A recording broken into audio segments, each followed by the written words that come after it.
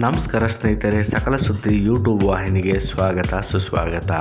ಸ್ನೇಹಿತರೆ, March 25, 2019 Kings 11 Punjab ಹಾಗೂ Rajasthan Royals ನಡುವೆ ನಡೆದ ಪಂದ್ಯದಲ್ಲಿ ಅಶ್ವಿನ್ ರವರು ಜೋಸ್ ಬಟ್ಲರನ್ನು ಮಂಕಡಿಂಗ್ ರನ್ಔಟ್ ಮೂಲಕ ಔಟ್ ಮಾಡಿದರು. ಈ ಮಂಕಡಿಂಗ್ ರನ್ಔಟ್ ಈಗ ದೊಡ್ಡ ವಿವಾದಕ್ಕೆ ಗುರಿಯಾಗಿದೆ. ಆ್ಯಕ್ಚುಲಿ ಅಂತಾರಾಷ್ಟ್ರೀಯ ಪಂದ್ಯದಲ್ಲಿ ಮೊಟ್ಟ ಮೊದಲ ಮಂಕಡಿಂಗ್ ರನ್ಔಟ್ ಯಾವಾಗ ಆಯಿತು, ಇದರ ಇತಿಹಾಸ ಏನು ಅನ್ನೋದರ ಬಗ್ಗೆ ಸಂಪೂರ್ಣ ವಿವರ ಕೊಡ್ತೀನಿ ಸ್ನೇಹಿತರೆ.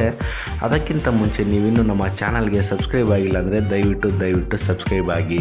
ಹಾಗೆಯೇ ನಮ್ಮ ಚಾನಲ್ನಲ್ಲಿ ಬರುವ ಎಲ್ಲ ವಿಡಿಯೋಗಳ ಅಪ್ಡೇಟ್ಸಿಗಾಗಿ ಪಕ್ಕದಲ್ಲಿ ಕಾಣುವಂತಹ ನೋಟಿಫಿಕೇಶನ್ ಬೆಲ್ಲನ್ನು ಒತ್ತಿ. ಸ್ನೇಹಿತರೆ, ಮಂಕಡಿಂಗ್ನ ಇತಿಹಾಸದ ಬಗ್ಗೆ ತಿಳ್ಕೊಳ್ಳೋದಾದರೆ 1947-48ರಲ್ಲಿ ಭಾರತ ತಂಡ ಆಸ್ಟ್ರೇಲಿಯಾ ಪ್ರವಾಸ ಮಾಡಿದ ಸಿಡ್ನಿ ಟೆಸ್ಟ್ನಲ್ಲಿ ವಿನೋ ಮಂಕಡ್ ಬೌಲಿಂಗ್ ಮಾಡುವ ವೇಳೆಯಲ್ಲಿಯೇ ಆಸ್ಟ್ರೇಲಿಯಾದ ಬ್ಯಾಟ್ಸ್ಮನ್ ಬಿಲ್ಲಿ ಬ್ರೌನ್ರನ್ನು ರನ್ಔಟ್ ಮಾಡಿದ್ದರು.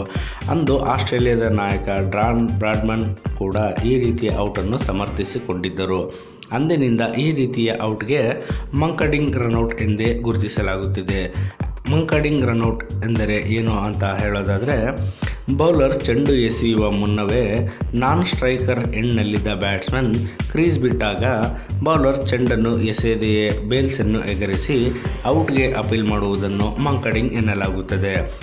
MCCಯ ಕ್ರಿಕೆಟ್ ನಿಯಮದಲ್ಲಿಯೂ ಮಂಕಡಿಂಗ್ ಔಟ್ ಮಾನ್ಯತೆ ಪಡೆದಿದೆ. ಅಂತಾರಾಷ್ಟ್ರೀಯ ಕ್ರಿಕೆಟ್ನಲ್ಲಿ ಈವರೆಗೂ 10 ಬಾರಿ ಮಂಕಡಿಂಗ್ ರನ್ಔಟ್ಗಳು ನಡೆದಿದ್ದು, T20 ಮಾದರಿಯಲ್ಲಿ ಇದು 2ನೇ ಬಾರಿ. 2014ರಲ್ಲಿ ಶ್ರೀಲಂಕಾ ವಿರುದ್ಧ ಏಕದಿನ ಪಂದ್ಯದಲ್ಲಿ ಬಟ್ಲರನ್ನು ಸಚಿತ್ರ ಸೇನಾನಾಯಕ ಮಂಕಡಿಂಗ್ ಮಾಡಿದ್ದರು. ಸೊ ಇದಾಗಿತ್ತು ಸ್ನೇಹಿತರೆ ಮಂಕಡಿಂಗ್ ರನ್ಔಟ್ನ ಇತಿಹಾಸದ ಬಗ್ಗೆ ವಿಡಿಯೋ. ಈ ವಿಡಿಯೋ ನಿಮಗೆ ಇಷ್ಟವಾದಲ್ಲಿ ಲೈಕ್ ಮಾಡಿ, ಶೇರ್ ಮಾಡಿ ಮತ್ತು ಈ ವಿಡಿಯೋದ ಬಗ್ಗೆ ನಿಮ್ಮ ಅಭಿಪ್ರಾಯಗಳನ್ನು ತಪ್ಪದೇ ಕಮೆಂಟ್ ಬಾಕ್ಸಿನಲ್ಲಿ ತಿಳಿಸಿ. ಹಾಗೂ IPL 2019 ಆವೃತ್ತಿಯ ಎಲ್ಲ ಲೇಟೆಸ್ಟ್ ಅಪ್ಡೇಟ್ಸ್ಗಳಿಗಾಗಿ ನಮ್ಮ ಚಾನಲ್ಗೆ ಸಬ್ಸ್ಕ್ರೈಬ್ ಆಗುವುದನ್ನು ಖಂಡಿತ ಮರೆಯಲೇಬೇಡಿ. ಧನ್ಯವಾದಗಳು ಸ್ನೇಹಿತರೆ.